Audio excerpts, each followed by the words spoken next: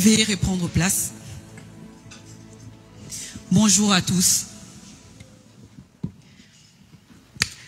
J'en profite pour l'opportunité qui m'a été donnée de souhaiter à tous une très bonne fête de Pâques. J'ai salué aussi toutes les personnes qui nous suivent au travers des réseaux sociaux. Vous avez choisi la bonne part, vous ne manquez rien de ce qui se passe en ces lieux. Amen. Je remercie les pasteurs pour l'opportunité qu'ils me donnent encore ce matin de pouvoir nous parler de la part de la parole de Dieu. Donc c'est un privilège, bien que des fois nous passons un peu en étant un peu fébrile, parce que c'est un exercice dont on n'a pas, moi je n'ai pas l'habitude. Donc que Dieu le bénisse encore et qu'il rajoute encore sur sa vie, sur sa famille, plein de bénédictions et longue vie à lui. Amen. Donc ce matin, j'aimerais nous entretenir de... Je dirais que c'est une petite exhortation. Je l'ai introduit jeudi. Pour ceux qui étaient avec nous jeudi, je pense que ils ont pu écouter cette parole. Aujourd'hui, je vais un tout petit peu l'approfondir, mais le message est quand même profond et je pense que elle nous permettra à nous tous de pouvoir nous regarder d'un peu plus près afin de pouvoir changer des choses dans nos existences. Amen. Donc, mon exhortation, je l'ai intitulée de la rancune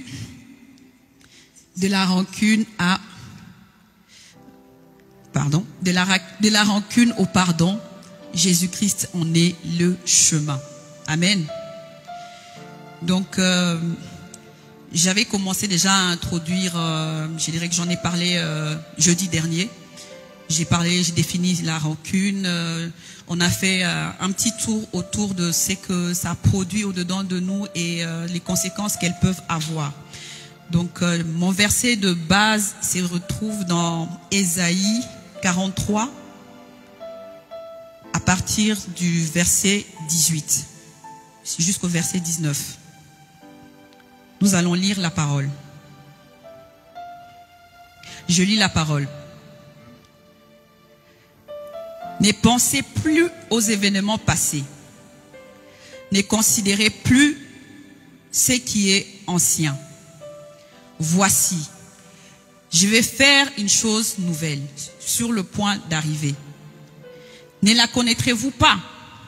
Je mettrai un chemin dans les déserts et des fleuves dans la solitude. Amen. Amen. Ça, c'est notre verset de base. Nous allons parler de la rancune. Selon les Larousse, la rancune est un sentiment d'animosité. Animosité, c'est tout ce qu'on n'apprécie pas, tout ce qu'on n'aime pas. Donc, les synonymes d'animosité, on peut mettre les ressentiments, les dépits, l'irritation. Donc, la rancune est un sentiment d'animosité durable et caché. Donc là, je pense que chacun d'entre nous comprend que dans la rancune, nous avons quelque chose de négatif, mais qui perdure dans le temps et qui est en même temps caché. Souvent accompagné du désir de se venger. Quelqu'un a porté à quelqu'un d'autre où on estime avoir eu à se plaindre d'une personne ou d'une situation. Le Robert nous dira que la rancune est un souvenir ténace. Donc c'est un souvenir qui reste marqué au-dedans de nous, qui laisse une empreinte. Que l'on garde d'une offense, d'un préjudice avec de l'hostilité et un désir de se venger. Et j'ai vu que quelque part dans les Robert, on nous parle d'une ancienne définition. Je pense qu'elle a été retirée parce que tout simplement, elle faisait allusion directement à la religion. Donc là, on nous dit que la rancune est une haine cachée, invétérée. Donc ça veut dire que qui est là depuis longtemps, qu'on garde dans nos cœurs jusqu'à ce qu'on trouve l'occasion de se venger. Donc ça, c'est la définition du mot rancune. Dans tout ce qu'on vient d'entendre, on nous dit que la rancune, c'est un sentiment qui est négatif. Négatif par rapport au fait que elle est créée au-dedans de nous de façon négative, de l'animosité, c'est de l'animosité, c'est du dépit, c'est de la colère, c'est de l'irritation qui prend place au-dedans de nous. On nous dit que la rancune est un souvenir ténace. Donc c'est par une situation, un problème, un affront ou un préjudice qu'on a subi que ces souvenirs restent comme une plaie ouverte dans nos cœurs. C'est de la haine, comme le dit l'ancienne définition. Donc c'est de la haine. C'est une émotion qui remonte au-dedans de nous, une émotion forte et une émotion vive. Donc la rancune est cette chose que nous avons au-dedans de nous. Souvent, elle vient parce que, comme je l'ai dit, on a subi une injustice, un préjudice ou une humiliation. Il se pourrait que quelqu'un est venu détruire quelque chose pour lequel vous aviez mis du temps pour construire. Vous aviez mis votre énergie pour construire cela. Et en un claquement de doigts, soit une personne, soit un événement, soit une situation vient détruire. Ça peut être, quand je parle par exemple d'un événement, je peux parler par exemple je prends l'exemple d'une personne qui a acheté sa maison, il a travaillé durement pour l'avoir. Et puis du jour au lendemain, fuite des gaz quelque part et la maison est détruite. La personne va avoir ses ressentiments. Les ressentiments la colère peut monter, la rancune peut se mettre en place en disant que les autorités auraient dû faire attention. Là, ce n'est pas forcément une personne, mais c'est une entité. Donc ça peut être envers une personne. Une personne peut avoir fait du mal et ces mal étaient tellement profonds. Tu as exprimé la colère sur le moment, mais au lieu de passer à autre chose, cette colère est restée. Tu l'as gardée, tu l'as nourrie, tu la donnes vie. À chaque fois que tu t'assois, tu penses à ça. Dès qu'il y a une date ou il y a un événement, dès que tu vois une image qui te ramène à ce que tu as vécu, c'est comme une plaie qui se rouvre. Tu fermes et dès qu'il y a cette chose qui arrive, elle se rouvre et tu la nourris. Et malheureusement, on dit parfois avec l'intention de se venger. Donc la rancune, c'est une émotion que l'homme doit éviter. Nous devons éviter d'être des rancuniers. Rancunier, c'est porter un fardeau. Une personne qui est rancunière porte des fardeaux. Au-delà du fait qu'elle souffre d'une offense, elle souffre d'un préjudice, elle souffre d'une injustice, elle souffre du fait qu'on lui a pris quelque chose, qu'on lui a fait du mal, qu'on lui a humilié. Mais au-delà de ça, c'est aussi une autre souffrance pour elle. Elle a subi des choses.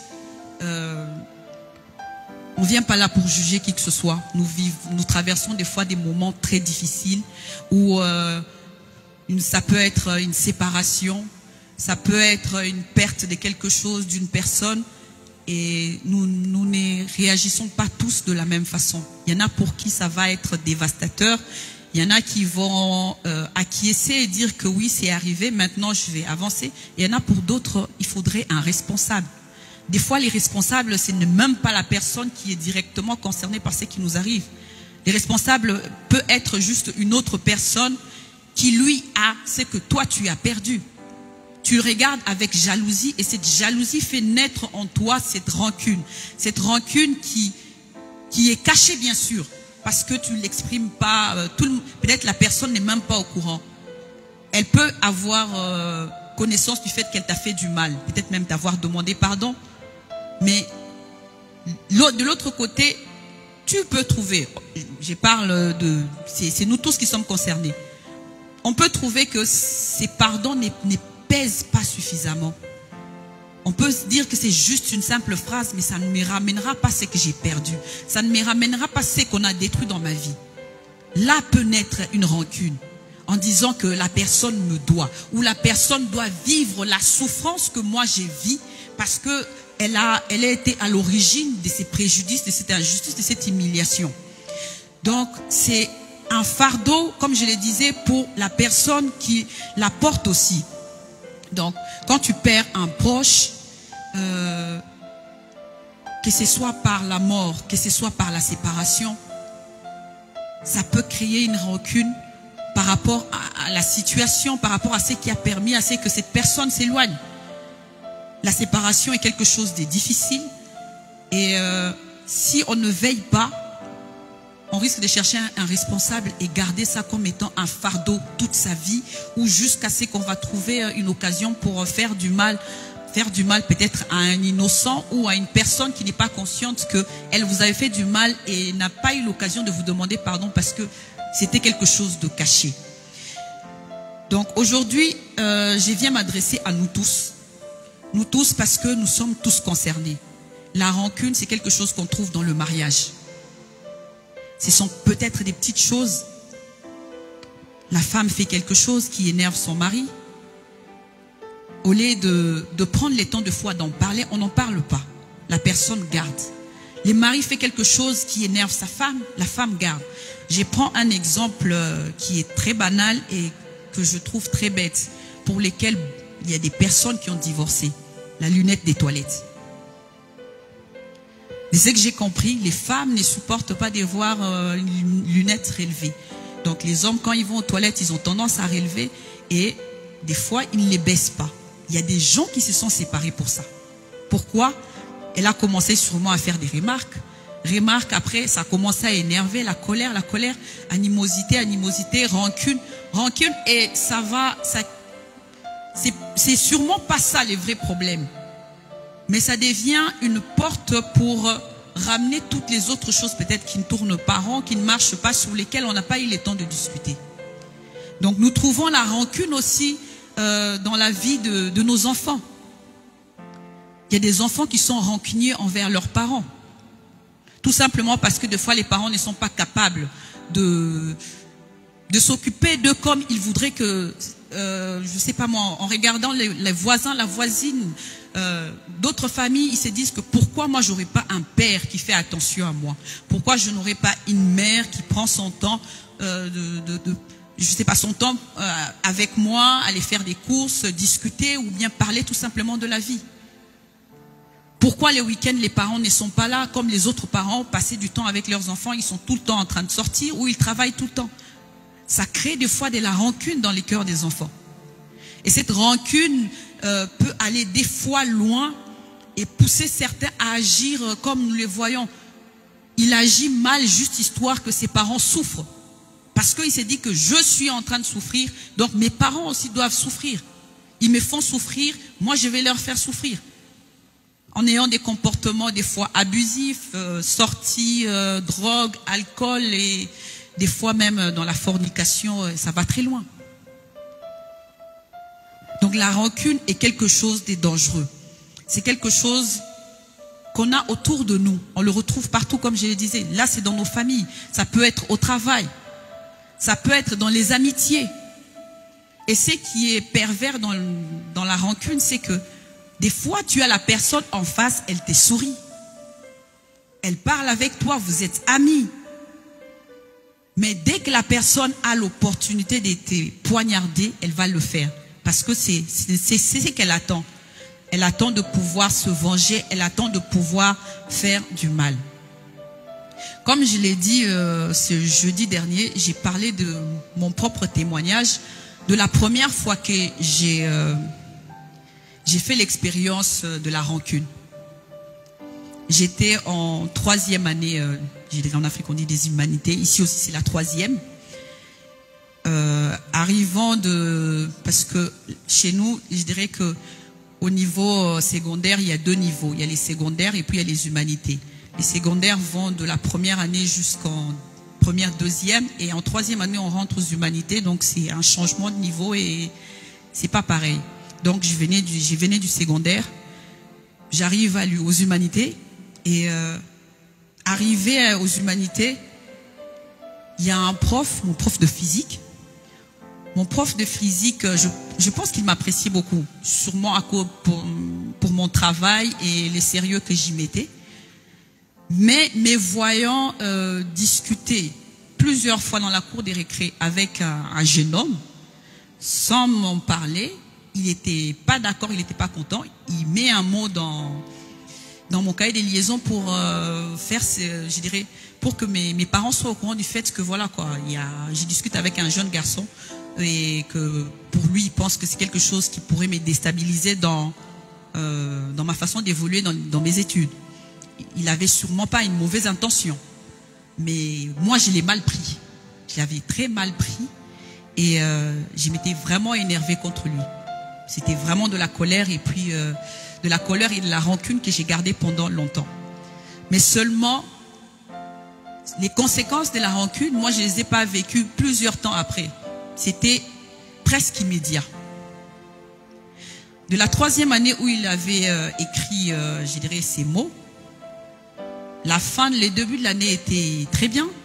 Le milieu, ça commençait à baisser et à la fin, c'était pas trop ça. Donc j'avais juste la moyenne. Et moi aussi, je faisais la petite orgueilleuse. Donc oui, les profs ont mal agi. Donc voilà. J'ai passé la classe supérieure. J'ai travaillé bien, j'avais des bonnes notes dans toutes les matières, ce qui me permettait de pouvoir avoir un niveau correct. Mais dans la matière de mon prof de physique, donc là, en physique, je n'avançais plus. Je me suis dit que sûrement que je travaillais pas assez. Je me suis mise à travailler en plus de ce que je recevais déjà à l'école et du travail que j'avais à la maison. Mais rien n'y faisait. Au fait, c'est comme si on avait verrouillé mon cerveau sur cette matière. Je n'y comprenais rien. Cette année est passée et je suis allée dans la classe supérieure parce qu'il avait rajouté quelques points et j'ai été à peine au-dessus de la moyenne. Arrivé en 5e, c'est là où j'ai commencé à me poser des vraies questions. Et je pense que c'est l'Esprit de Dieu qui m'a parlé au-dedans en me disant que tu gardes rancune, tu gardes une dent contre ton prof. Donc je me suis levée un jour, je suis allée le voir. Je lui ai demandé pardon en lui expliquant ce qui s'était passé. La chose que vous aviez fait en écrivant, le fait que vous ayez écrit à mes parents pour quelque chose, je dirais que c'était une discussion qu'on avait avec ces jeunes garçons. Bon, pour ceux qui viennent du Congo, nos jeunes hommes sont assez perspicaces quand ils courent derrière les filles. Ce sont des personnes qui ne lâchent pas facilement. Donc ils viennent, ils reviennent, c'est vraiment comme un coup de marteau, il faut qu'il enfonce les clous complètement. Donc moi je n'étais pas intéressée, mais lui ne pouvait pas savoir que ça ne m'intéressait pas. Donc je lui ai expliqué ça et je lui ai demandé pardon. Il a un peu regretté, mais il m'a pardonné. Mais du moment où ce pardon a été accepté, c'est comme si on m'avait ouvert la mémoire par rapport à son cours. J'ai recommencé à comprendre le cours, j'ai recommencé à avoir des bonnes notes. Ça, c'était mon expérience, la première expérience que j'ai eue avec la rancune. Je dirais que je ne connaissais pas Dieu à l'époque comme je le connais aujourd'hui. Maintenant, je me pose la question sur les nombres de fois que j'ai eu à avoir ces genres d'attitudes. Qu'est-ce qui aurait pu bien m'arriver ou qu'est-ce que j'ai mis comme limitation dans ma vie sans le savoir? Parce que là où ça va aller bloquer, tu ne seras pas forcément au courant. On a tendance à courir et trouver des responsables ailleurs. Si j'ai un problème, c'est parce que un tel n'a pas fait ça ou telle personne ne m'a pas aidé, il n'a pas été là suffisamment pour moi pour que je puisse m'en sortir, ou tout simplement on va dire les sorciers de la famille. On n'a pas tendance à s'auto-diagnostiquer, à se regarder pour savoir qu'est-ce qui ne va pas ou bien pourquoi on agit de la sorte. Quelles sont les choses qu'il y a au-dedans de nous qui nous empêchent de rentrer dans la bénédiction de Dieu? Donc, là, je voudrais un peu revenir à notre verset de base qui est Ésaïe 43. Donc, la partie que nous avons lue, la parole de Dieu nous dit ne pensez plus aux événements passés et ne considérez plus ce qui est ancien. Si je retourne dans la parole de Dieu, dans Ésaïe 43, Isaïe 43. Si nous regardons du premier verset, je dirais, c'est tous les chapitres qui parlent de lui-même, entre guillemets. Les premiers versets, Dieu nous dit que c'est lui qui nous a créés. Il nous a rachetés et il nous appelle par notre nom. Et il dit que nous sommes à lui. Dans les deuxièmes versets, il dit, tu traverseras les eaux, je serai avec toi. Les fleuves, ils ne te submergeront point. Tu marcheras sur le feu, tu ne te brûleras pas. Et la flamme ne t'embrasera pas. Et il y a beaucoup d'autres choses comme ça qui te montrent que Dieu est celui qui combat pour toi. Tu as des difficultés, tu as des blocages, tu as des murailles, tu as des montagnes. Mais c'est Dieu qui combat pour toi.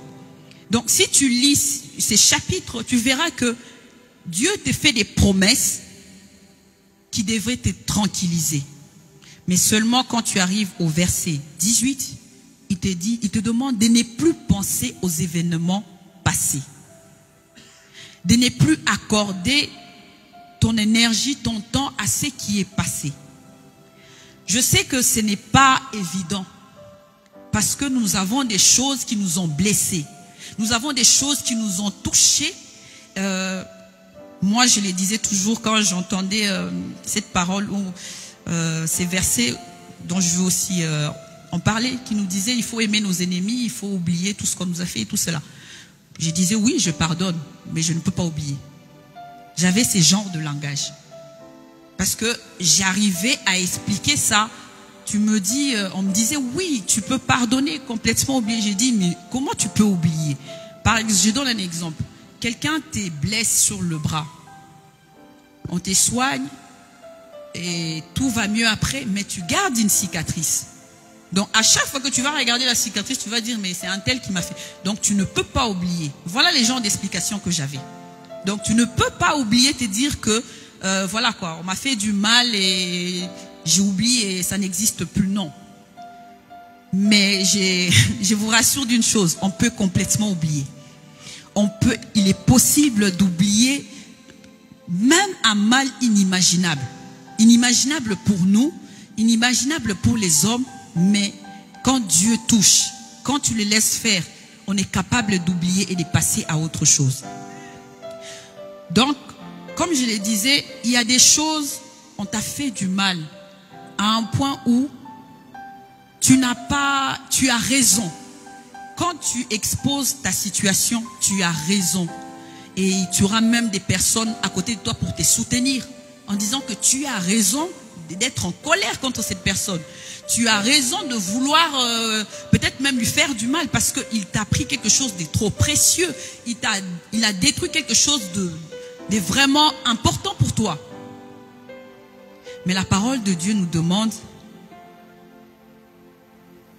d'oublier les événements passés. Il nous demande de ne plus les considérer. Donc ne donne plus à cette situation, ne donne plus à ces problèmes de la valeur. Parce que c'est elle qui limite. Elle crée une forteresse autour de toi. Tu es en train de construire un château fort autour de toi. Ce château fort ne va qu'empêcher la main de Dieu de pouvoir agir. Nous sommes tous enfants de Dieu. Nous vivons des situations compliquées et nous prions. Dieu entend nos prières. Dieu entend nos prières. Mais seulement, c'est nous-mêmes qui l'empêchons d'agir dans nos vies.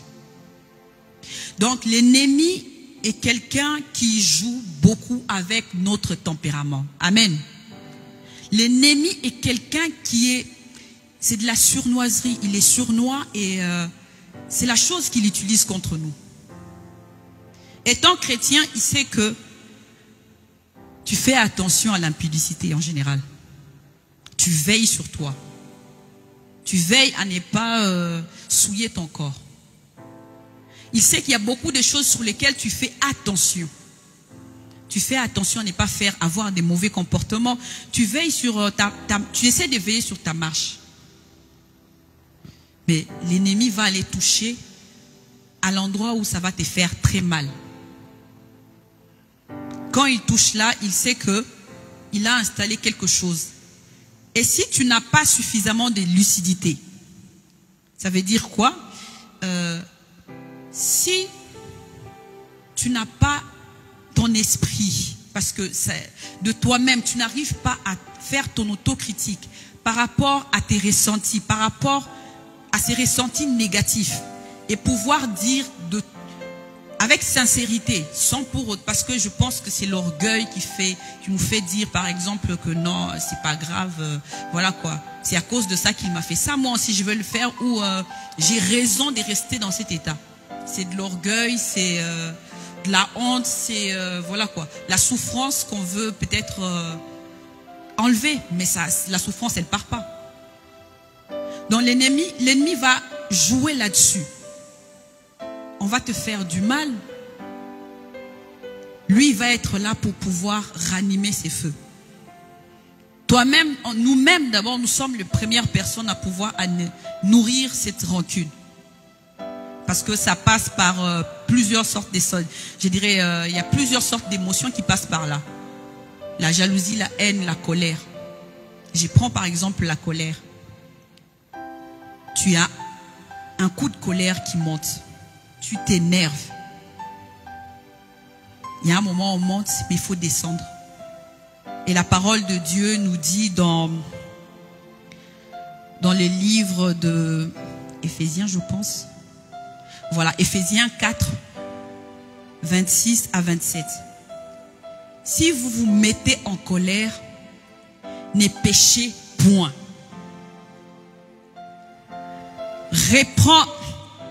Excusez-moi. Ne péchez point. Que le soleil ne se couche sur votre colère. Et verset 27 nous dit, et ne donnez pas accès au diable. Donc, si vous lisez ces deux versets, elle nous fait comprendre à quel point la colère est quelque chose de dangereux. La rancune naît souvent par une colère. Ça commence par une colère qu'on va entretenir, qu'on va nourrir et qui va devenir une rancune. On nous a dit que la rancune, c'est d'abord aussi dans les temps. C'est un mauvais sentiment de l'animosité, mais ça perdure dans le temps. Ta colère, tu l'as eu, tout le monde l'a vu et tout ça. On a essayé de calmer en pensant que c'est fini, mais non. On rentre chez soi, on continue à nourrir cette colère. On continue à lui donner la vie, on continue encore à lui donner de la place.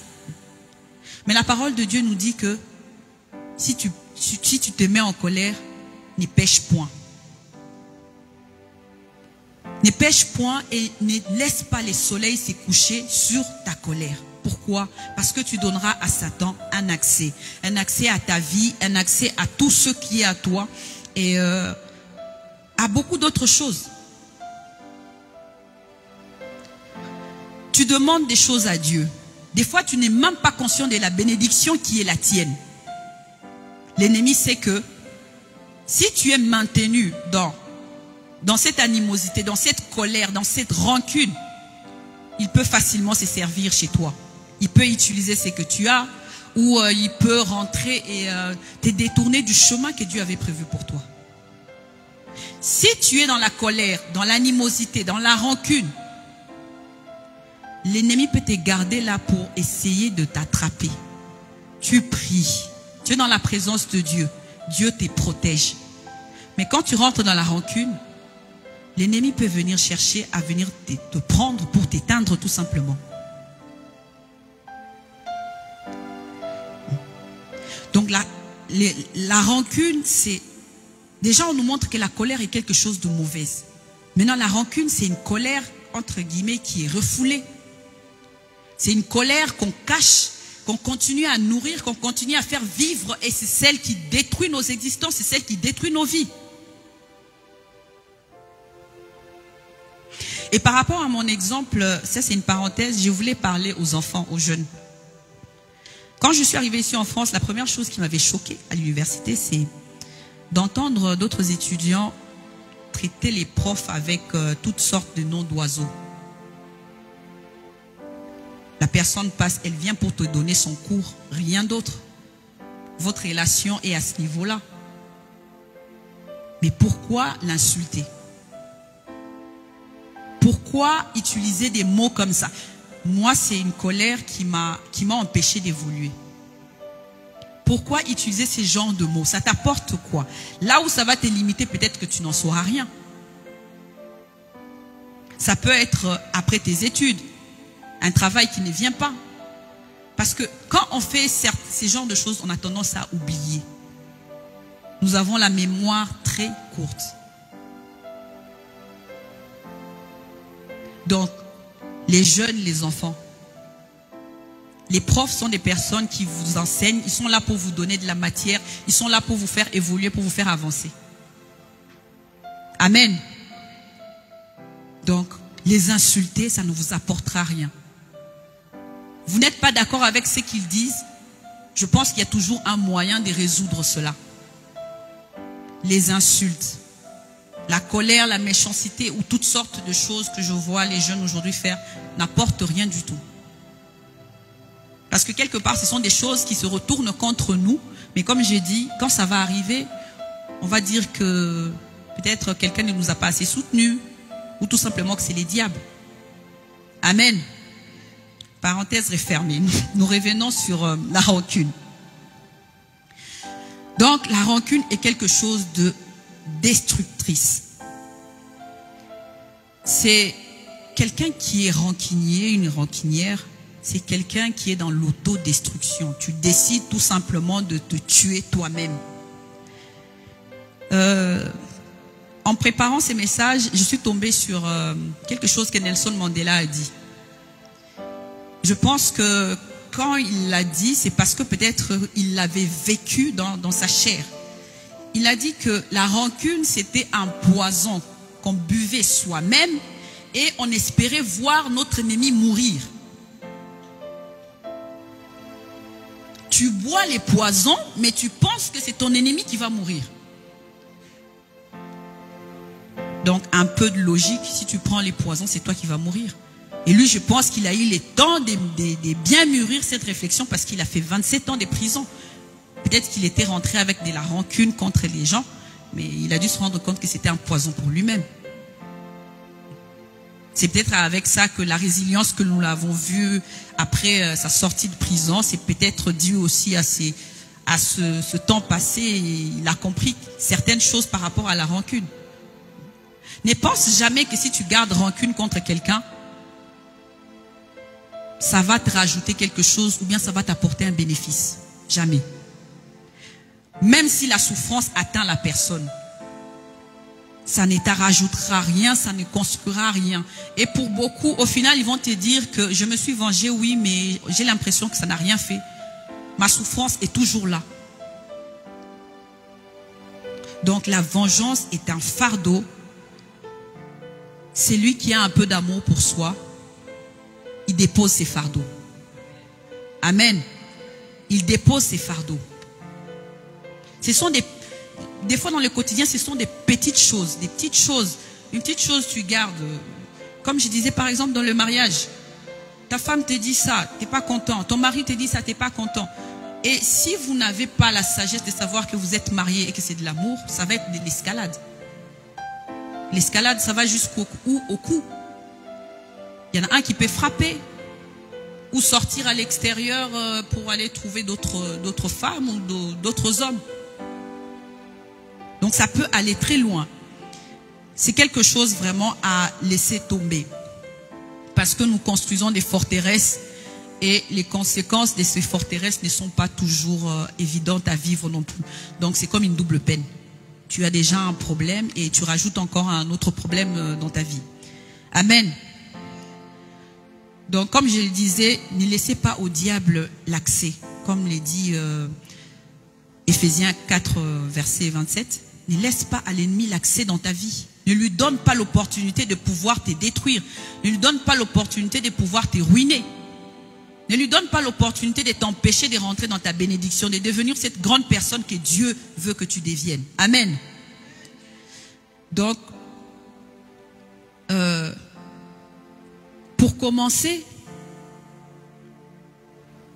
c'est un sentiment difficile à vivre. C'est un sentiment pour lequel, si on ne se pose pas poser réellement les bonnes questions, on a du mal à voir qu'on est fautif.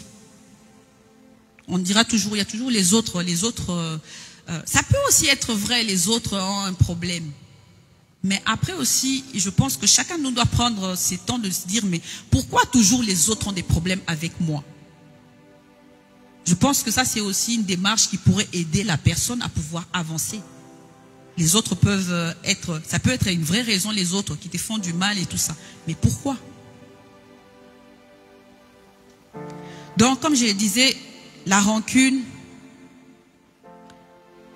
j'ai dit que c'était comme une drogue ou une personne alcoolique. Pourquoi? Parce que après avoir pris sa dose de drogue ou trop d'alcool, elle perd toute lucidité. Quand tu as la rancune, l'envie de te venger, des fois la lucidité part. Tu arrives à un point où tu veux te venger et des fois tu es tellement aveugle que tu vas. C'est quand tu auras fait un acte tellement grave que là peut-être la raison, tu reviens à la raison. Tu sors de ton blackout, voilà. Tu reviens et tu vois que tu sais que tu as fait dramatique ou c'est vraiment horrible. La parole de Dieu nous dit de rester sobre, de veiller et de rester sobre. Dans la rancune, quand la rancune vient, quand la colère monte, nous devons apprendre à rester dans cette sobriété. La lucidité doit être la première chose qu'on met en avant. Alors, si on est dans ça, on fait quoi? On doit d'abord reconnaître au fond de soi.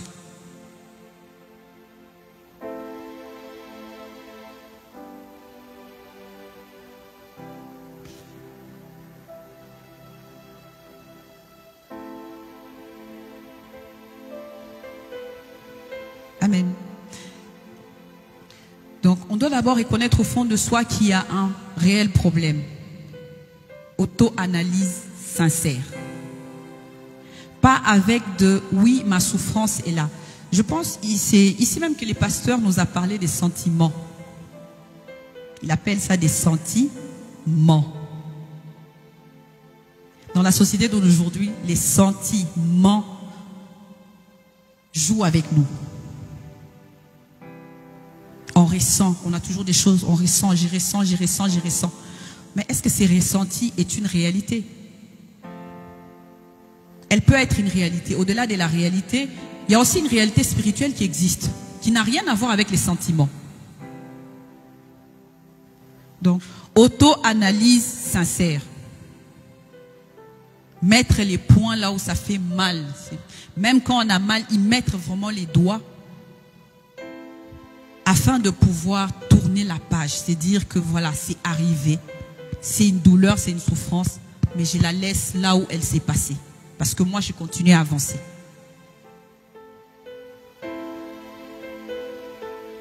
Tu as besoin d'avancer, donc l'auto-analyse va te permettre de pouvoir rentrer profondément dans les problèmes et voir si là où toi, tu es en train de faillir, là où toi, tu nourris ces problèmes. Je vais encore ouvrir une parenthèse. Dans la société d'aujourd'hui, même nous, enfants de Dieu, nous vivons avec les syndromes de Stockholm de nos problèmes. Je ne sais pas si vous me comprenez.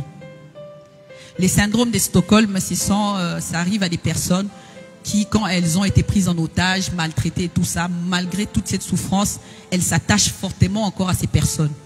Jusqu'au point de pouvoir leur dire que voilà, ne touchez pas cette personne, je l'aime et tout ça, mais cette personne est la source des maux incalculables, inimaginables sur leur vie qu'on ne peut décrire. Donc les chrétiens aujourd'hui, je trouve que nous vivons avec beaucoup d'entre nous vivons avec les syndromes de Stockholm et de nos problèmes. Oui, les problèmes est là, elle nous fait souffrir et tout cela. Mais quand il faut faire les bonnes démarches pour changer, on a tendance à faire quelque part en arrière.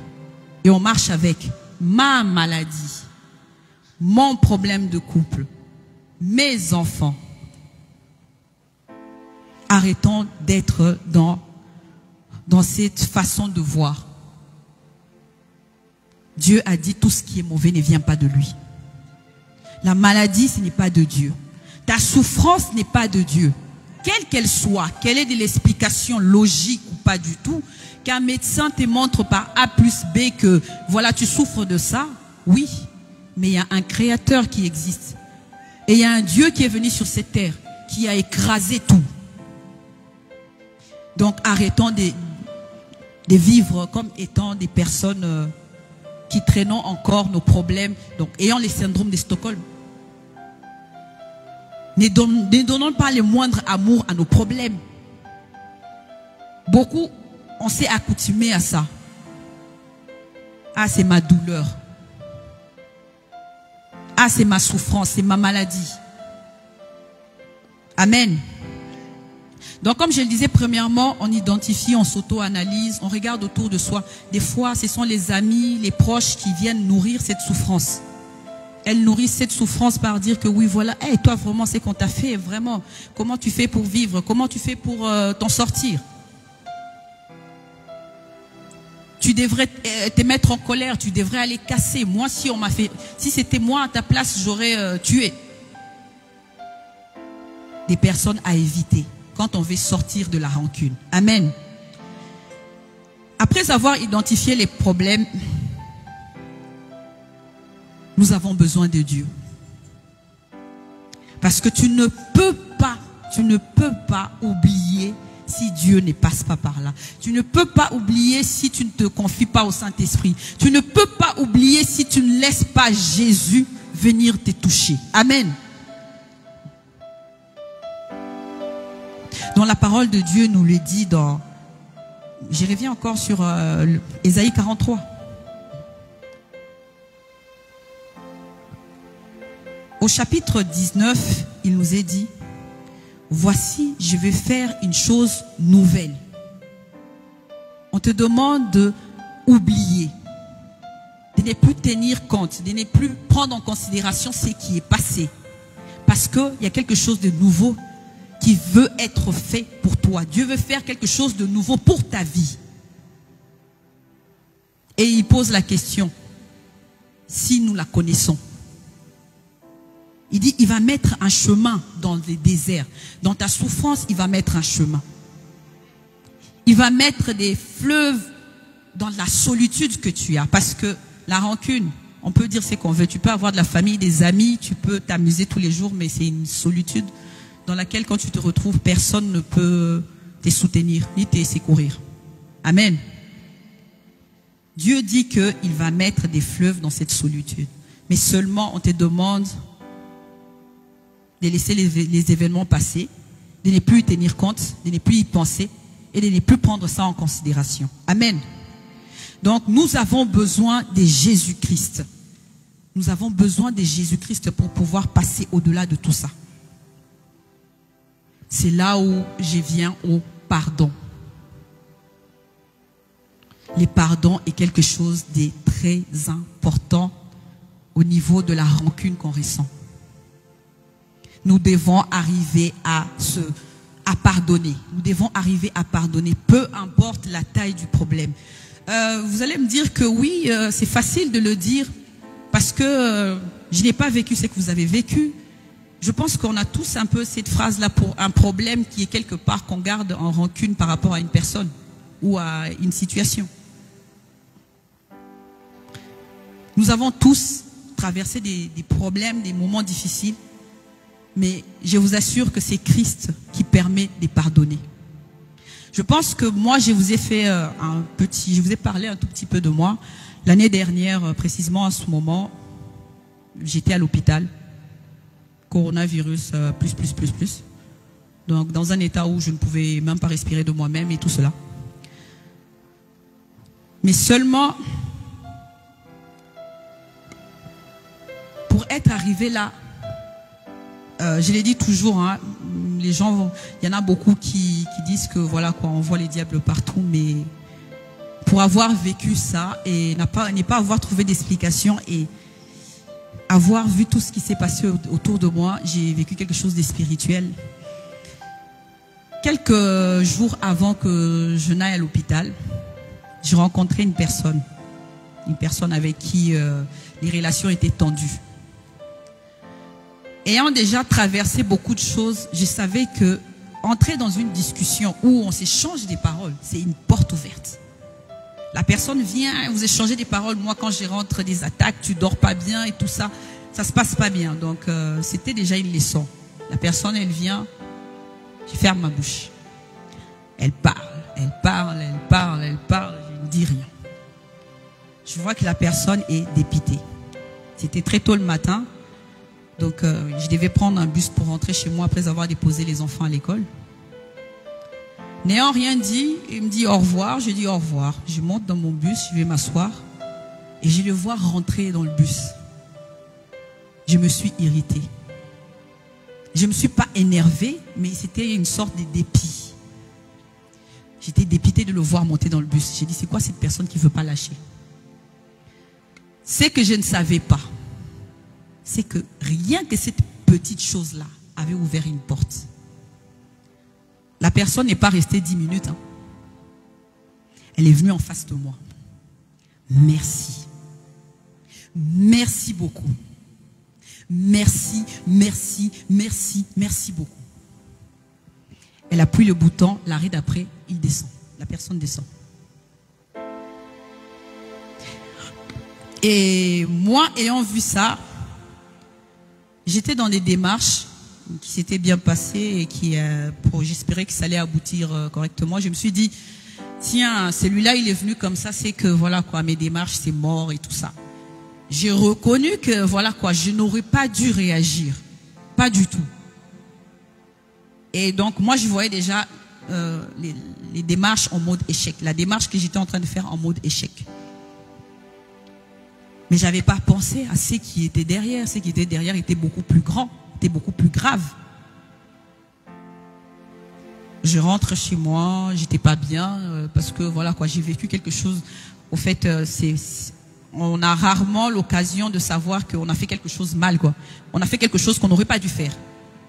Je suis rentrée chez moi, j'étais pas bien. J'ai pleuré, je me suis lamentée, j'ai un peu prié, mais bon. Je me disais que ma démarche, c'est à l'eau et tout ça. Durant la semaine, voilà, j'ai continué ma vie tranquillement. Après, le week-end, c'est là où j'ai commencé à me sentir mal sans faire attention. J'ai commencé par tousser. On passait même la nuit ici à l'église. Donc le week-end, j'ai commencé à tousser. Mes enfants n'étaient pas avec moi. Ils sont revenus les dimanches. Et quand ils sont revenus les dimanches, j'étais incapable de pouvoir m'en occuper. Et c'est suite à ça que voilà, je me suis retrouvée à l'hôpital et c'était quelque chose de vraiment très grave. Tout ça pour dire quoi? Irritation. Juste une petite irritation. Il y a des mots qui nous arrivent, nous ne savons pas d'où ça vient. Je me serais irritée aussi, il serait parti comme ça, je n'aurais pas pensé à ça. Mais quelqu'un qui vient vous dire merci. C'est pas une fois, c'est pas deux fois, c'est pas trois fois. Des merci, merci, merci, merci. Merci. Qu'est-ce que j'ai fait? À part m'être irrité. Donc, c'est pour attirer notre attention sur la colère déjà. La colère qui nous ramène à la rancune. Et la rancune, on garde ça longtemps. L'ennemi va venir mettre la rancune pour chercher à te tuer. Il sait que tu pries. Il sait que tu fais beaucoup de choses Dieu te protège parce que, comme il est dit là, nous sommes à lui. Donc pour pouvoir avoir accès à toi, il n'y a que la colère. On t'a créé une situation que tu ne peux pas imaginer, une personne qui fait des trucs, tu te dis mais ça c'est pas possible, je vais m'énerver. Mais derrière tu n'as pas conscience que c'est toi qu'on cherche à abattre tout simplement. Donc, et comme je disais, c'est les pardons qui nous permettent de pouvoir sortir de là. La parole de Dieu nous dit dans Matthieu 5, à partir du verset 43 jusqu'au verset 48.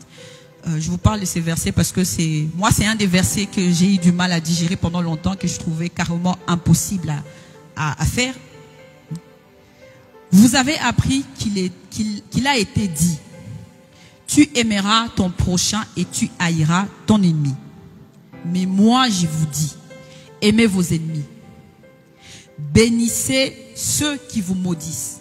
Faites du bien à ceux qui vous haïssent. Priez pour ceux qui vous maltraitent et qui vous persécutent, afin que vous soyez fils de votre Père qui est dans les cieux. Car il fait lever le soleil sur les méchants et sur les bons. Et il fait pleuvoir sur les justes et sur les injustes.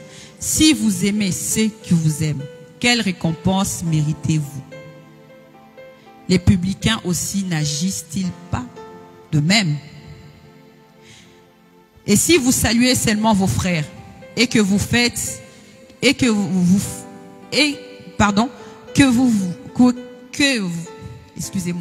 que faites-vous d'extraordinaire? Les païens aussi n'agissent-ils pas de même? Soyez donc parfaits comme votre Père céleste qui est dans les cieux. Amen. Pour moi, c'est une parole que j'ai entendue depuis que je suis jeune, mais c'était difficile à gober. Je me disais toujours que c'était réservé à certaines personnes et je ne pouvais pas agir de la sorte avec d'autres personnes. Il y a des gens qui font tellement du mal, ils te font du mal à un point où je me disais qu'il y en a qu'on pardonne et il y a d'autres qu'on ne pardonne pas. C'est vrai qu'à l'époque, je pouvais étaler toutes sortes d'explications et voilà quoi, d'arguments que j'ai présentés qui tenaient la route. Mais la parole de Dieu nous dit autrement. Les pardons, l'amour, c'est important. Et quand nous retournons dans Ésaïe 43 au verset 25, la parole de Dieu nous dit, c'est moi qui efface tes transgressions. Pour l'amour de moi, je ne me souviendrai plus de tes péchés. Nous les disons, pardonne-nous nos offenses, comme nous nous pardonnons aussi à ceux qui nous ont offensés. Dieu te pardonne parce que toi aussi tu pardonnes.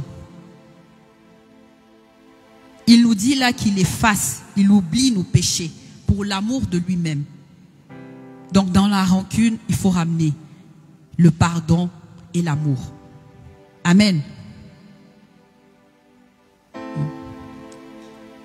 Ne laissez pas l'ennemi venir vous voler ce que Dieu vous a donné. C'est le moment de pouvoir écrouler les forteresses qu'il y a au plus profond de vos cœurs. Parce que ce qui est à l'intérieur, comme on dit, c'est caché.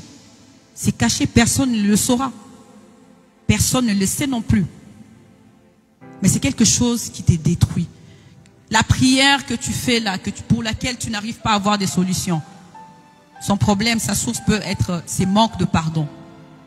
Amen. Ne laissez pas l'ennemi venir détruire ce que Dieu a mis au-dedans de vous. Ne lui donnez pas cette opportunité. Ne lui donnez pas cette porte-là. Donc, ce matin, j'étais venu nous exhorter sur la rancune. C'est pas seulement vous, c'est moi aussi.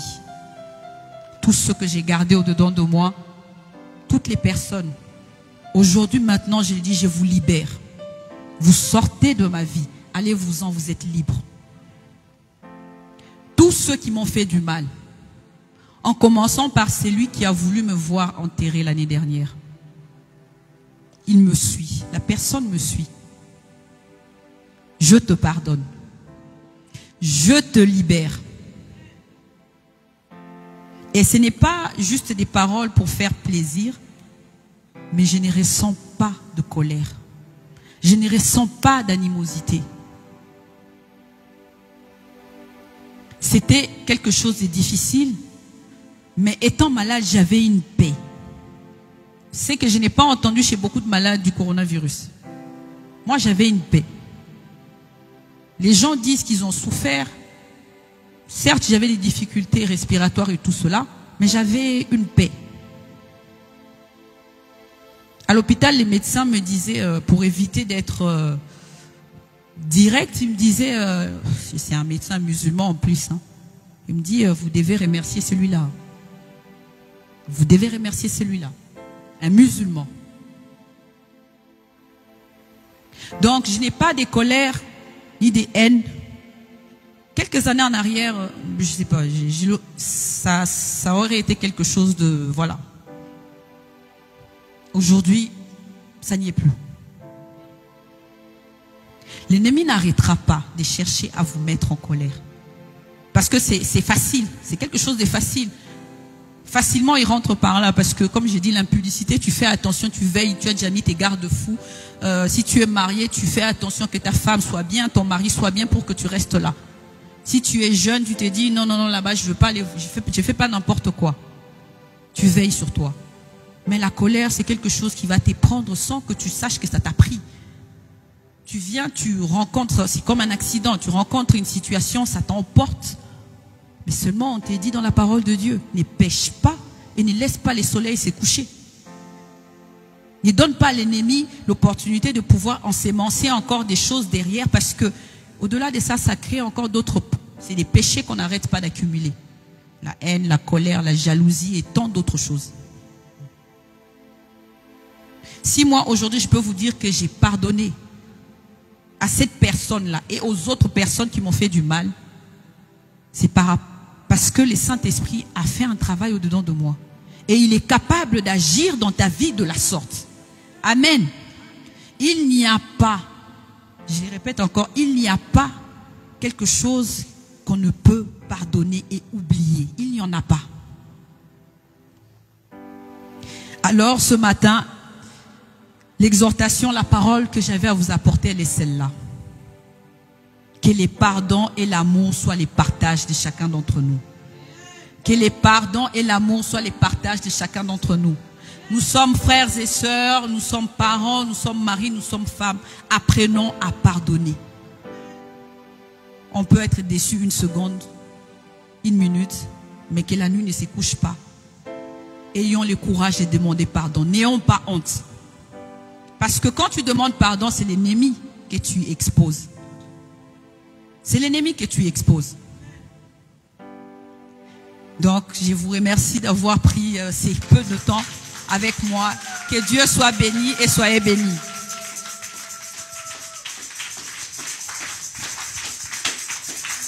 Est-ce qu'on peut encore acclamer?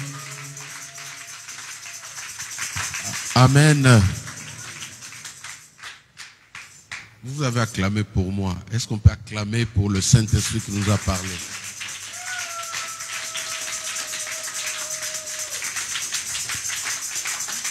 Ça, je vous ai dit le dimanche dernier, je suis trop fier de moi-même pour le travail que je suis en train de faire. Amen. Moi-même, je suis Jacques, je suis fier de toi. Voilà. Parce qu'on reconnaît un arbre par ses fruits. Amen. Donc, moi, je peux être court de taille, mais quand tu regardes les enfants qui sortent de moi, tu comprends que c'est un géant. Amen. Est-ce qu'on peut acclamer encore le Seigneur?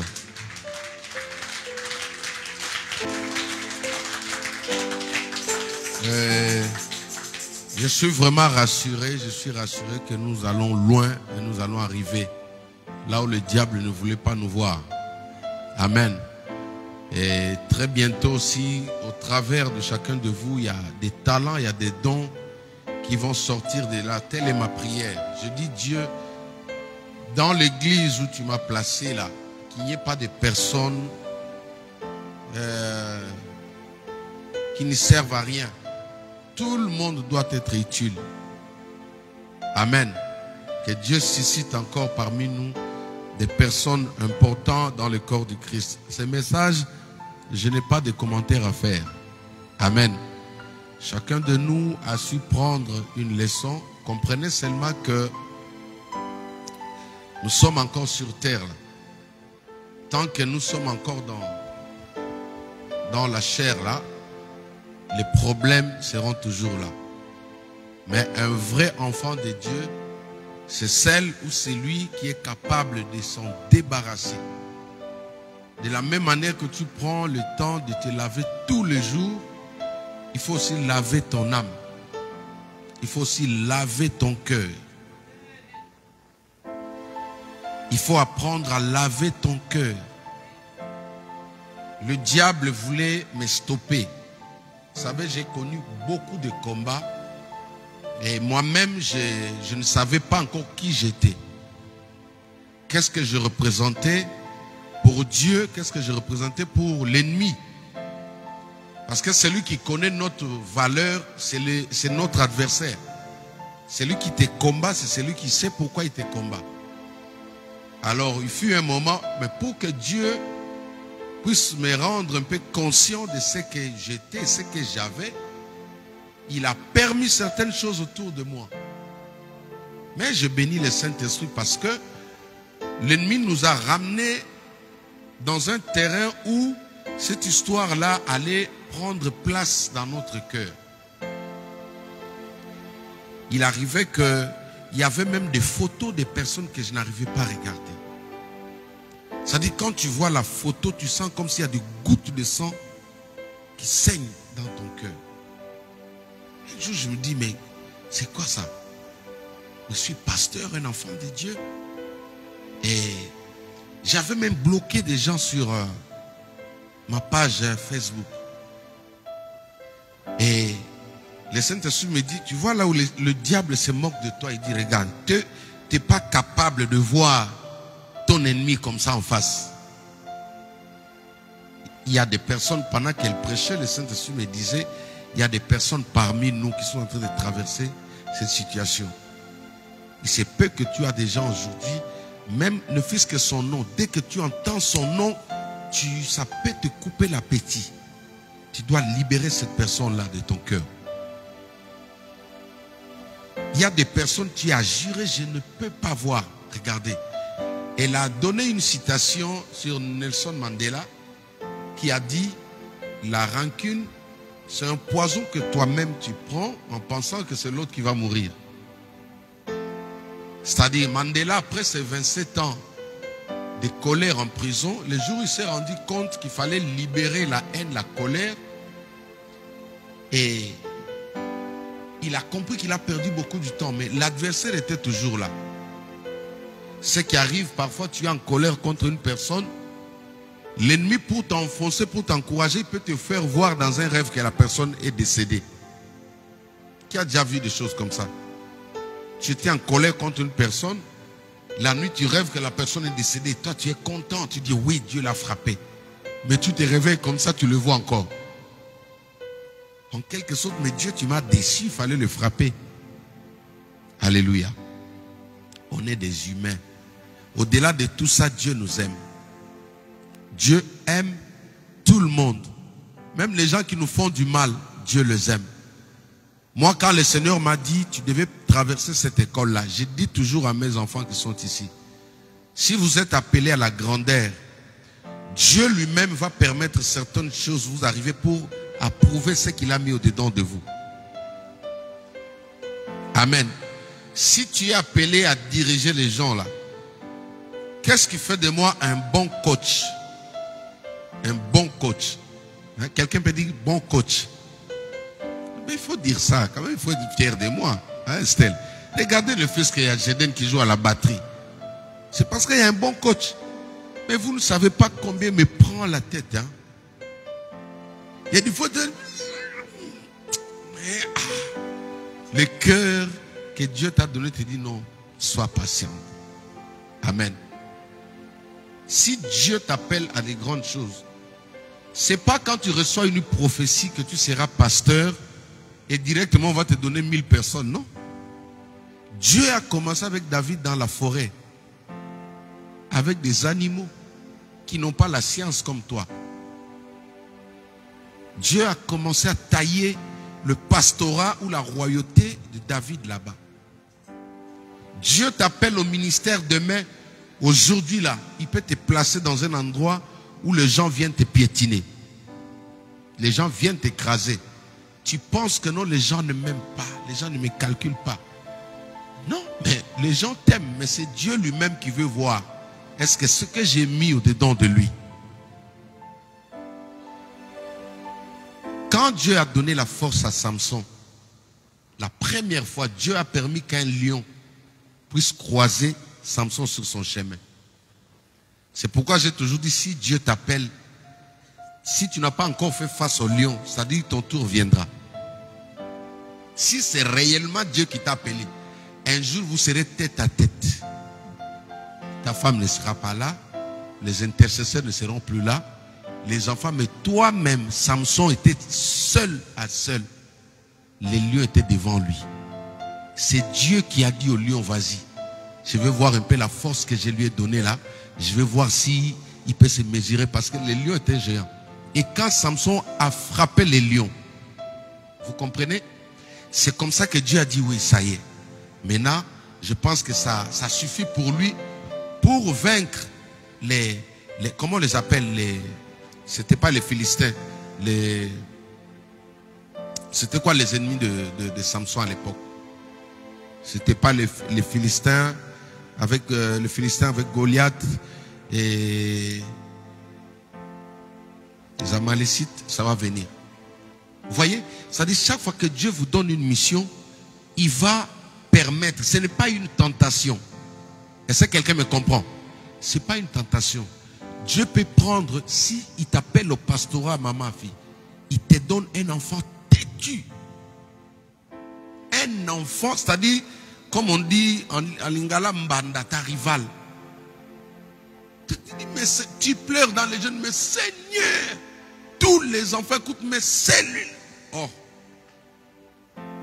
J'aime donner les témoignages de Jennifer, elle n'est pas là. Amen.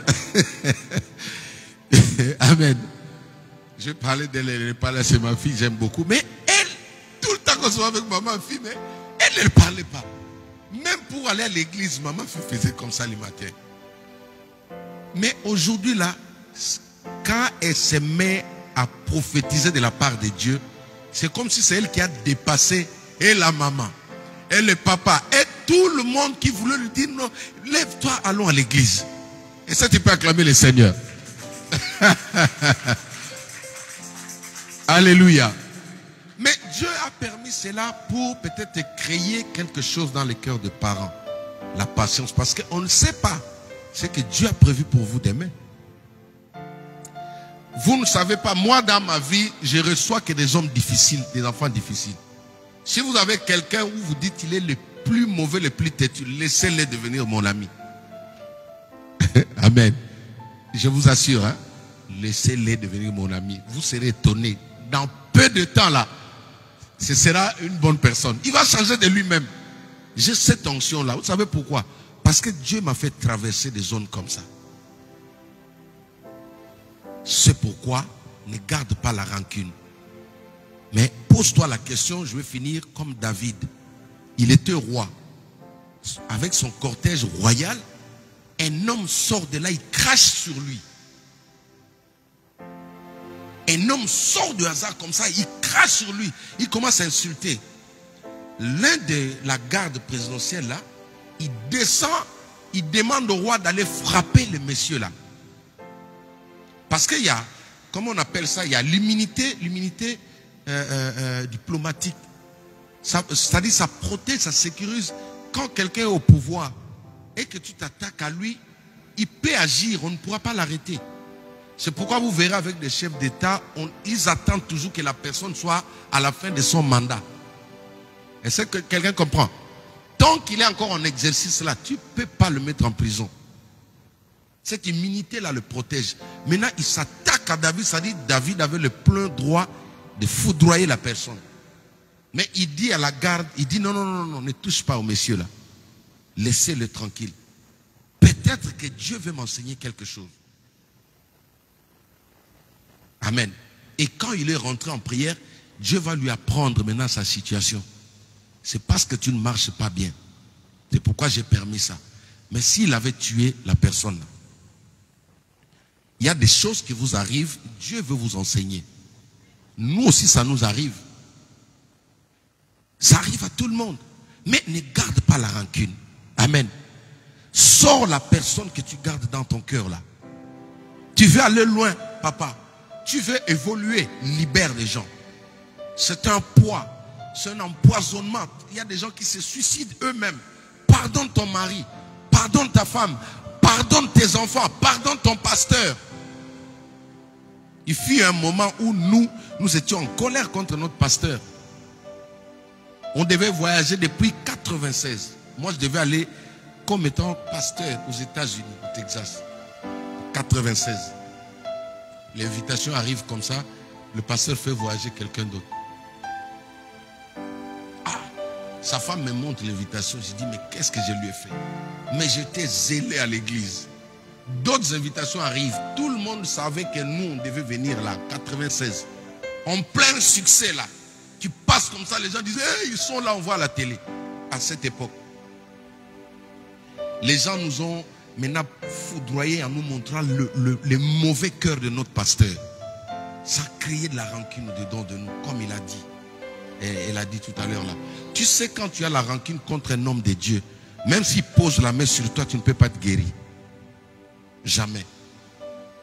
Si tu veux recevoir dans la tranquillité, dans la facilité auprès de quelqu'un, commence à aimer la personne. Aime la personne, je vous assure. Le diable est comme ça. S'il voit ta bénédiction entre mes mains là, il va créer une petite histoire entre toi et moi. Pendant que toi tu gardes ça, lui il t'aide à retarder l'accomplissement de la chose. Les amis, on s'est mis en colère, mais je me suis rendu compte, j'ai dit non. À part ces histoires de voyage là, mais c'est celui-là qui m'a baptisé. C'est mon père spirituel, c'est mon pasteur. Je dis non. Je vais continuer à l'aimer.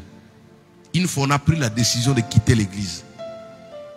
Je disais à quelqu'un, c'est pourquoi mes amis m'appellent traître jusqu'aujourd'hui. Je ne suis pas traître. Mais ma trahison, c'était pourquoi? Parce qu'on a pris la décision de quitter tous à l'église. Et moi, la nuit, le Saint-Esprit m'a parlé. Il m'a dit, rentre, va voir ton pasteur, va te demander pardon. J'étais dans l'équipe où on avait pris la décision ensemble. Et ça, vous comprenez? On va quitter l'église parce que le pasteur a mal parlé. Je pars dormir la nuit. J'entends la voix du Saint-Esprit me dit, va voir ton pasteur. Je suis parti format Nicodème. Personne n'était au courant. Je suis parti, j'ai frappé la porte. Parce qu'il y a des choses, quand Dieu te dit de faire, ne demande pas conseil. Il y a des choses, hein maman, quand Dieu te dit de faire, ne demande pas conseil. Parce que les gens vont te dire, non, Armon est là, yo. Hey, c'est quoi? On a tous rejeté? Non! Je suis parti format Nicodème. J'ai vu mon pasteur, je me suis mis à genoux. Écoutez ce qu'il me dit. Il me dit, je savais que toi, tu allais revenir. Moi, je dis, bon? Il dit, toi, je savais que tu allais revenir. J'étais au courant que les gens vont partir, mais toi, je savais que tu allais revenir. Il a prié pour moi. Et le lendemain, les gens m'ont vu en train de jouer au piano et de chanter à l'église. C'est comme ça que les gens ont commencé à spéculer. Non, il est traître. Mais attends, quand tu vois que la décision t'amène vers la destruction, il faut te repentir. Quand tu vois que la haine t'amène vers la destruction, il faut te repentir. Libère. Aujourd'hui, je suis en bonne relation avec mon pasteur. Je parle avec lui tout le temps et je fais les efforts pour que les autres aussi rentrent. Amen. Parce que être loin de ton pasteur comme ça, ça te prive de beaucoup de choses. L'onction passe par la tête, il descend, il coule comme ça. Sur la barbe, il vient saisir. Si ton pasteur c'est la tête et que toi tu mets une barrière là, ça va se limiter là, tu ne vas pas recevoir quelque chose. Donc ça c'était juste une illustration pour soutenir ce message, que tous ceux qui ont des problèmes avec des gens, libérez ces gens là. Pour que vous puissiez voir votre délivrance. Avant-hier, le Saint-Esprit m'a parlé la nuit, m'a dit, tu dois être délivré de la colère. Moi j'ai dit, oh, moi de la colère? Oui. Maman, je vous assure, il y a des fois, il parle, hein, l'Esprit de Dieu parle. Il me dit, toi, tu dois être délivré de la colère. Je dis, oh, est-ce que moi de la colère? Après, il revient pour me dire, quand je te parle, toi, derrière toi, tu as une monde, tu as des personnes qui sont en toi là. Mais c'est arrivé, comme j'appelle toutes mes filles ici, une fois quand je suis un peu, j'ai besoin un peu d'échanger, quand je parle avec elle, et puis on échangeait d'autres choses, et puis elle a commencé à parler de la colère, tout ça. Quand elle a parlé, j'ai entendu, le Saint-Esprit me dit, c'est ça le message. Directement, je lui ai dit, prépare ça, tu vas parler de ça. Ne sont pas acclamés les Seigneurs. C'est comme ça que c'est arrivé. Je dis, prépare tout ce que tu es en train de me prêcher là. Tu vas prêcher ça à l'église. Je ne l'avais pas dit que moi, le Saint-Esprit m'avait repris la nuit. Ça dit, si tu es colérique, je vais vous parler des 4 tempéraments. On va parler un peu de la psychologie prochainement. Hein, on va avoir un peu des choses comme ça. Nous sommes appelés à aller de l'avant ensemble. Amen. Notre force, c'est quand nous sommes ensemble là. Même ceux qui font du bruit là à la batterie, ils font quelque chose. Quand ils jouent là, ça fait quelque chose. Dans le monde des ténèbres, Jéricho est tombé avec les bruits là. Quand toi tu es là, hein, en plus il le fait, hein, vous comprenez. Je parle de ça, mais il le fait quand même.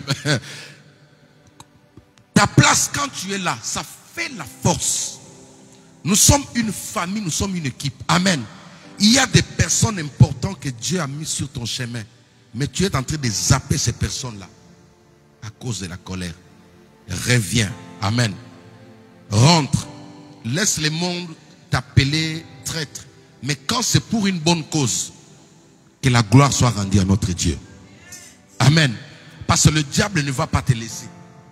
Il ne voudra pas. Mais si tu sens que c'est une bonne cause pour que tu avances, fais ce que Mandela a dit. Répands-toi. Ne prends pas du poison. Ne garde pas la haine contre quelqu'un. Voici l'exercice que tu vas faire. La photo de la personne que tu n'arrivais pas à regarder aujourd'hui, tu vas regarder ça. Tu vas regarder juste cette photo, tu vas dire, mon frère, je t'aime. Ma soeur, je t'aime. Prospère, va de l'avant. Je souhaite du bien pour toi. Est-ce que quelqu'un peut acclamer le Seigneur? Amen. C'est ça. Que Dieu te bénisse. Nous sommes arrivés à la fin. J'avais beaucoup de choses à rajouter, mais nous sommes arrivés à la fin.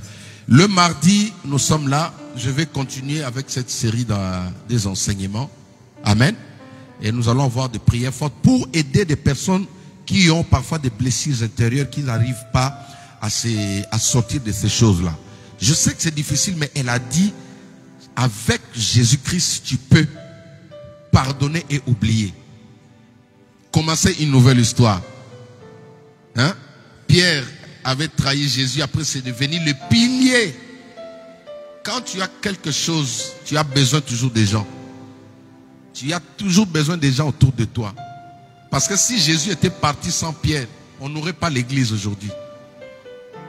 Il faut vous poser la question, pourquoi Jésus n'est pas parti au ciel, il est rentré? Ce que tu as là, il y a une personne qui va faire en sorte que l'histoire soit connue de tous. Si tu es un bon leader, tu as besoin des gens autour de toi. Amen. Tu as besoin de ton Pierre. Ton Pierre, c'est celui qui t'a trahi. Ton Pierre, c'est celui qui t'a fait du mal. Le fils prodigue a fait du tort à son père, mais son père est resté devant la porte. Comme moi, mon cœur a toujours été devant la porte là-bas. J'attends toujours. Alléluia. J'attends. Ceux qui viendront, je vais les accueillir. Mais il faut me dire amen, non? Oh. Ceux qui reviendront, je vais les accueillir. Moi, je suis le père. Je sais qu'il y a des enfants, il y a des fils prodigues qui sont partis. Mais un jour, Dieu va leur dire non. Là-bas, tu étais bien. Rentre. Et quand ils viendront, je serai à la porte, je vais les accueillir. Est-ce que tu peux acclamer le Seigneur? On doit aller de l'avant. Le diable est venu nous... L'église perd la force à cause de petites histoires. L'église est en train de perdre ça. On se tire entre nous. Non. Tu as besoin de l'autre. Tiens-toi debout, nous allons prier. Abrite-moi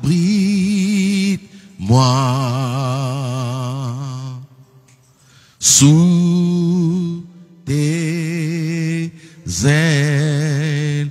Couvre-moi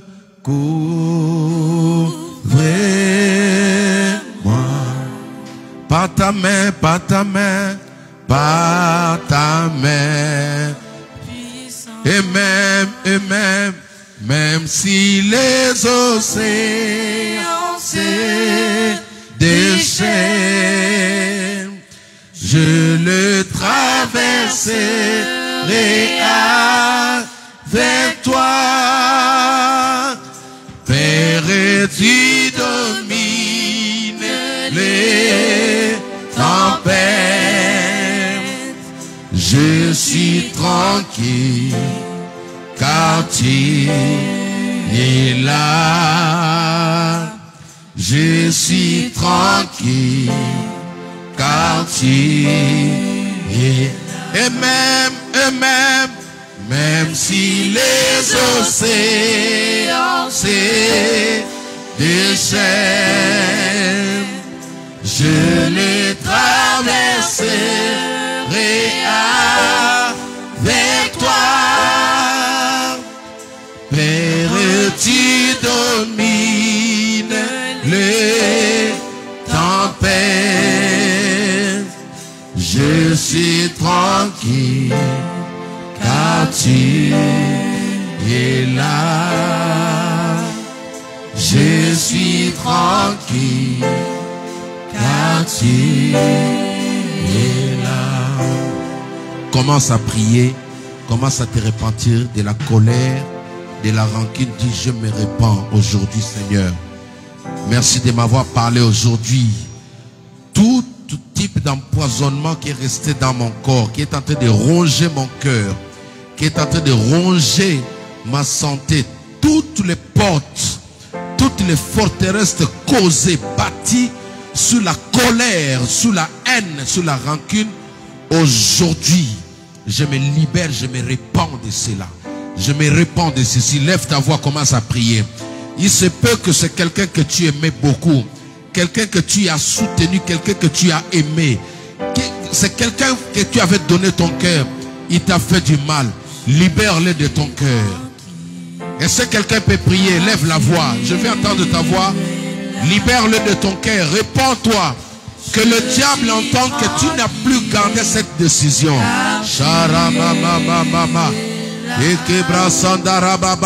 Nous voulons faire honte au diable, honte aux sorciers, honte à la mort, honte au monde des ténèbres. Père, je libère toute personne que je gardais dans mon cœur.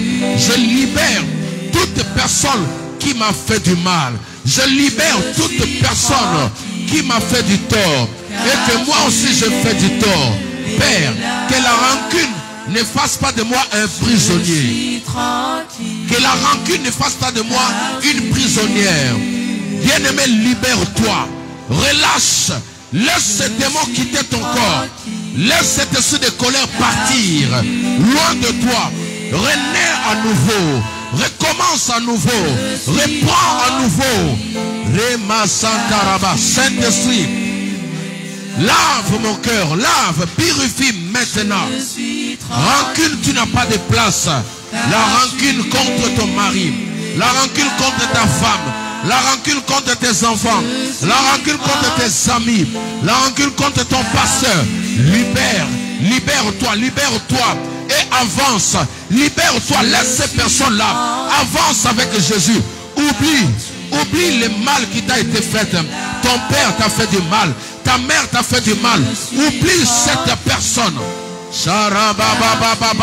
Libère-le, libère-le. Libère-le maintenant.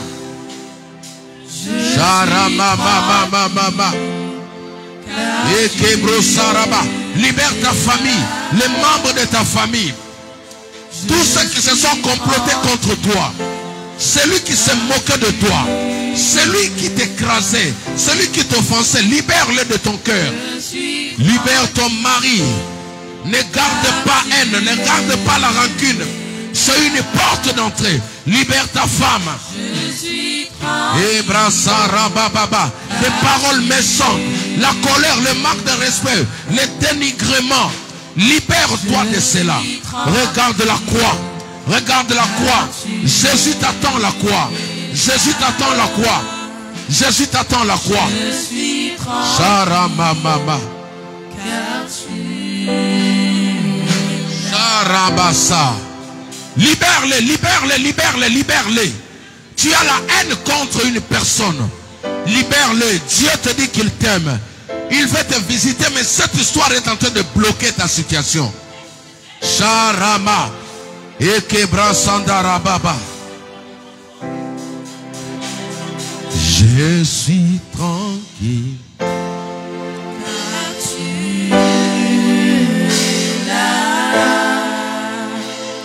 Je suis tranquille. Libère-toi de l'amertume. Il y a des noms qui te font mal. Il y a des gens qui ont commis de l'injustice vis-à-vis de toi. Tu dois vivre. Tu dois aller de l'avant. Tu dois exceller. Tu dois voir la main de Dieu dans ta vie. Je suis oh Jésus.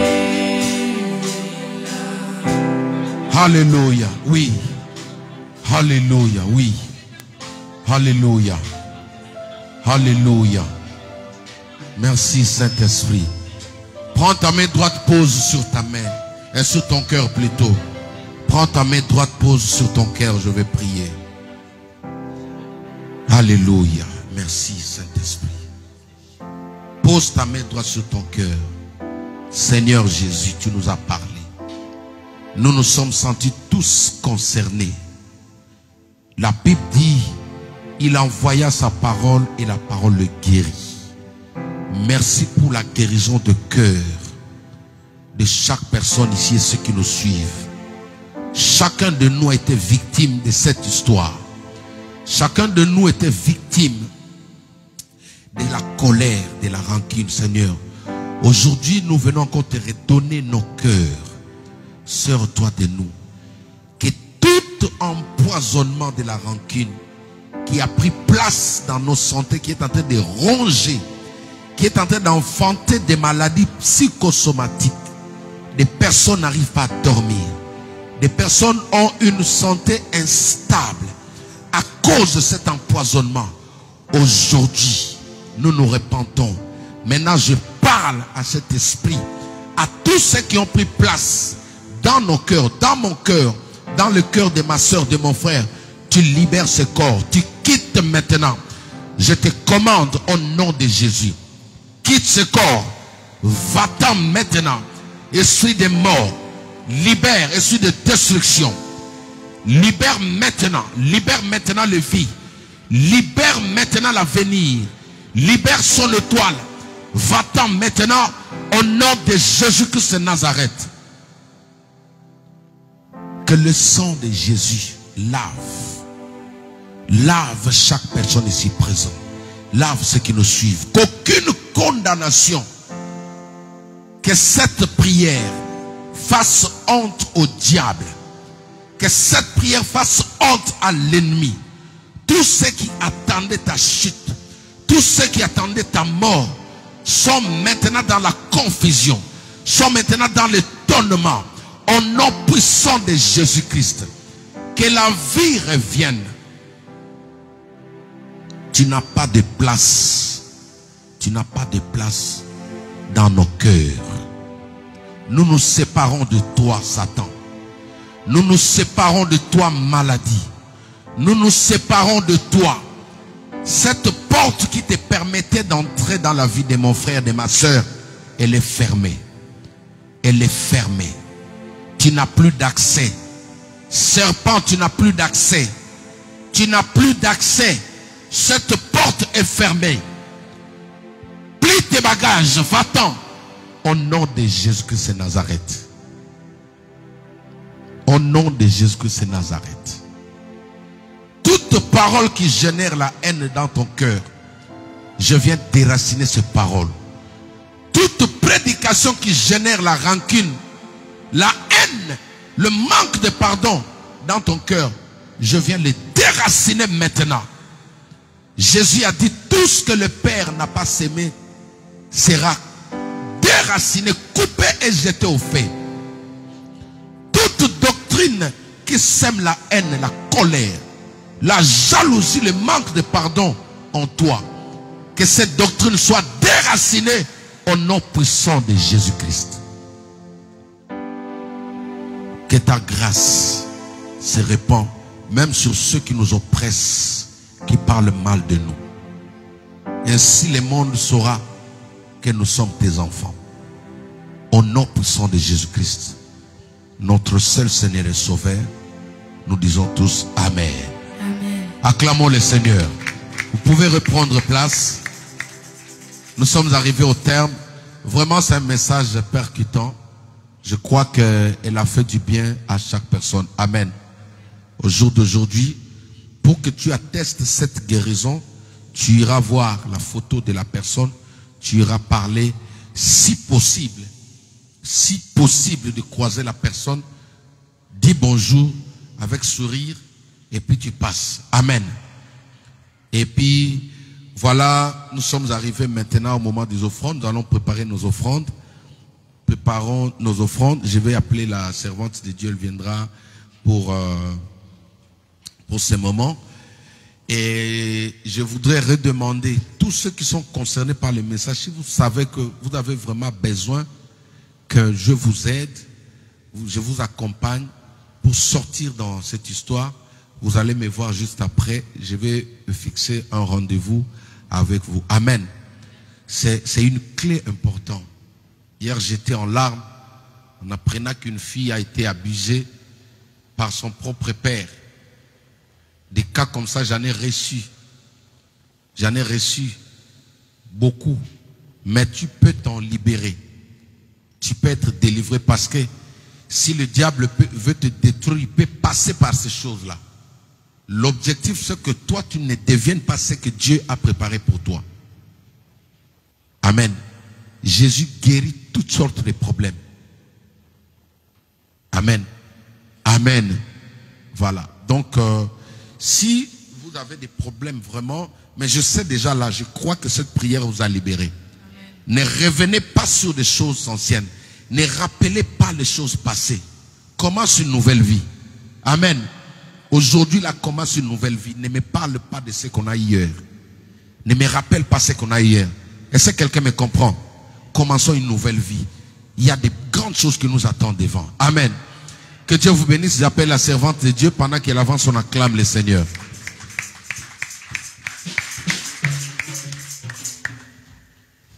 Amen. Pour les offrandes, du coup, vous pourrez déposer pendant la louange les offrandes dîmes, actions de grâce. Vous avez également notre PayPal si jamais vous n'avez pas pu ramener sur vous. lmpeofficiel@gmail.com. Amen. Amen. Est-ce qu'il y a des nouveaux venus? Je ne sais pas du tout. Je crois pas. Non. Ok. Nous allons donc passer au moment des offrandes. Je vais vous inviter à pouvoir vous tenir debout pendant que les chantres vont nous accompagner. Amen.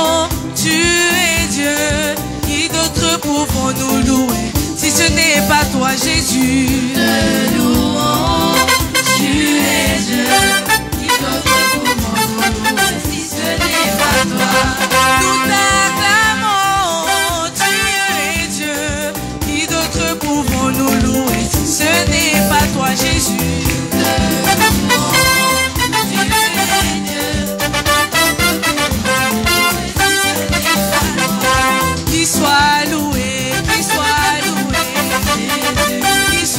loué,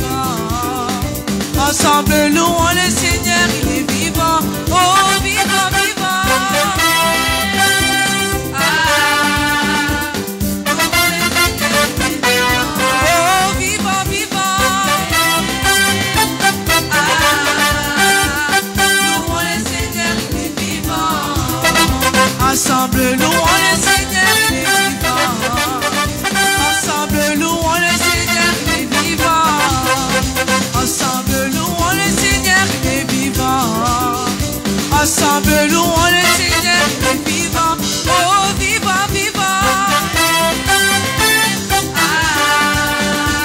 louons le Seigneur, oh vivant, vivant. Ah, louons le Seigneur, Dieu va faire encore, Dieu va faire encore, Dieu va faire encore, Dieu va faire encore, Dieu va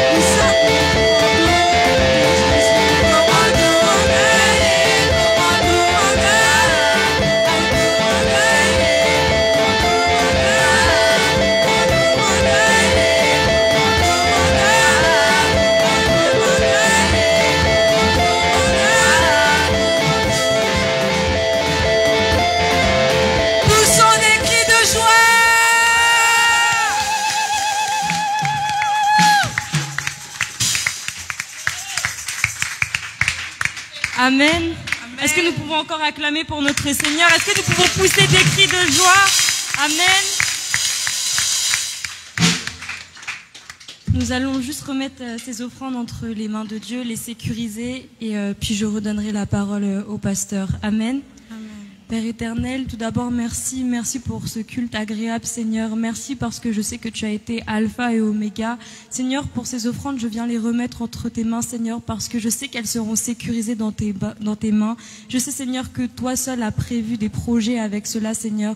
C'est pourquoi Seigneur nous bénissons la vie des personnes qui s'occuperont de ces offrandes. Bénis également les personnes qui ont donné, bénis les personnes qui n'ont peut-être pas pu donner Seigneur. Je crois que tu vas quand même semer dans leur vie au nom puissant de Jésus-Christ. Seigneur, bénis les personnes qui nous ont suivis en ligne, qui ont donné via PayPal, Seigneur, que toutes ces offrandes puissent être sécurisées, puissent être remises à simplement ton œuvre et puissent être utiles que pour ton œuvre et aucune autre chose, Seigneur Jésus-Christ. Nous venons bénir toute personne, Seigneur, je viens chasser toute personne qui était venue pour détruire l'église à travers ces offrandes. Je les sanctifie au nom puissant de Jésus-Christ, que là où une mauvaise main était venue mettre dans ce panier, Seigneur, je sanctifie l'offrande au nom puissant de Jésus-Christ. Nous avons ainsi prié, nous disons gloire et louange à toi, Seigneur Jésus-Christ. Gloire et louange à toi, Seigneur Jésus-Christ. Amen. Amen. Restons debout. Est-ce que nous pouvons nous lever? Amen. Nous sommes arrivés au terme de notre culte de célébration. Je tiens encore à rappeler que le samedi 23, Amen. Vous voyez, tel que nous sommes là, c'est nous qui allons remplir en premier la salle. Amen. Qui ne sera pas là? Comme ça, je vais savoir, comme ça, ton tour, moi, je vais venir. Toi, tu ne seras pas là. Au nom de Jésus petit. Amen. Non, il sera là. Tout le monde, Amen. Habillez-vous bien. C'est l'une de nos premières activités. Comme nous avons dit, Dieu nous a bénis. Nous avons des personnes qui ont de ces ministères-là de chantre. Amen. Donc, on a besoin d'être bénis aussi au travers la chanson. Amen. Nous avons nos bien-aimés. Est-ce que la sœur Elsa peut passer ici devant? On va la présenter.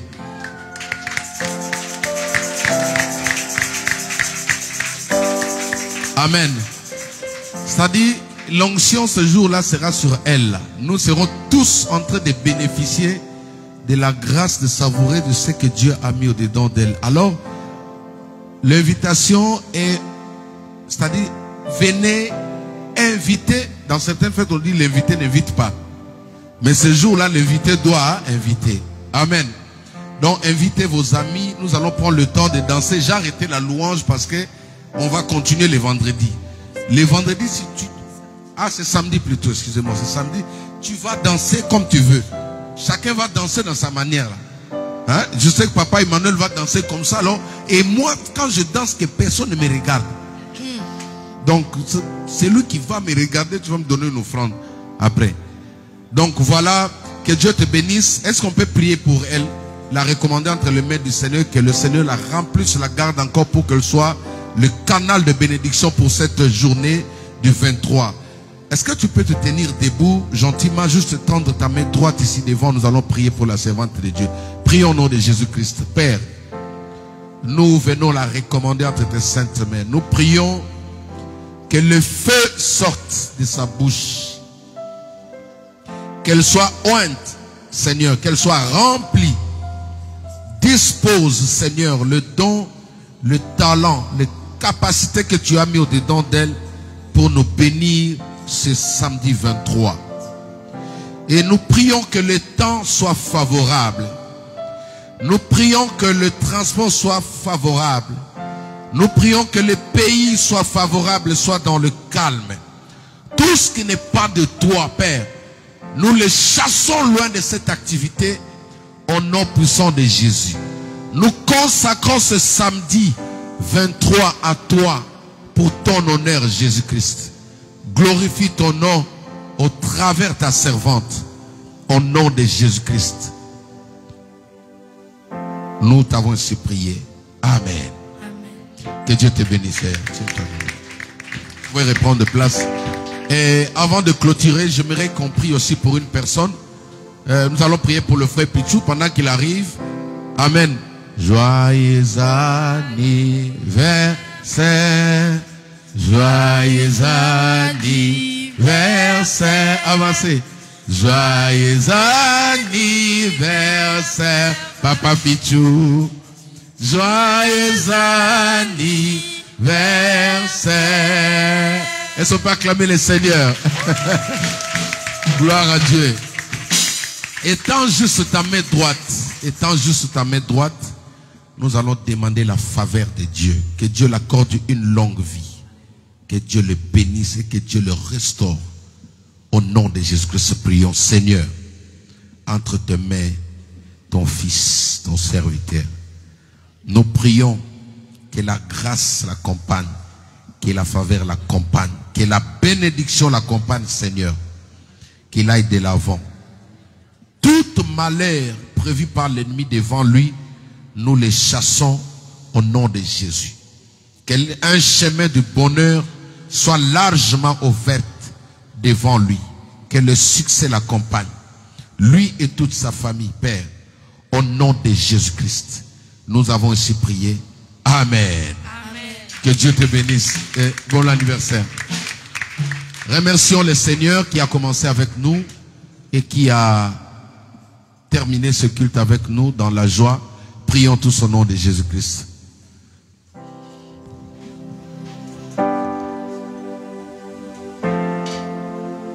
Dans tes bras,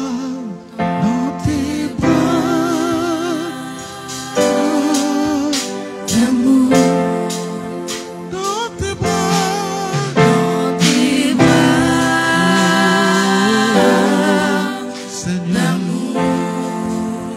dans tes bras, Seigneur, dans tes bras, Seigneur, Dans tes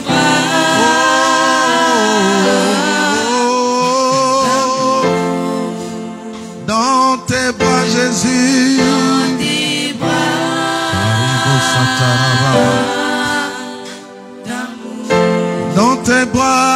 tes bras, Seigneur,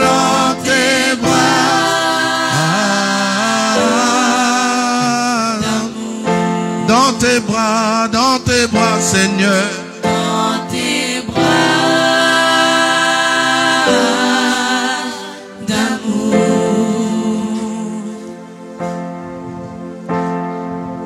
Qu'est-ce que nous pouvons te dire, Père? Jésus, notre Sauveur et Seigneur. Nous te disons merci, Seigneur. Merci pour ta présence au milieu de nous. Merci pour la vie que tu nous as donnée encore ce matin. Merci pour la liberté.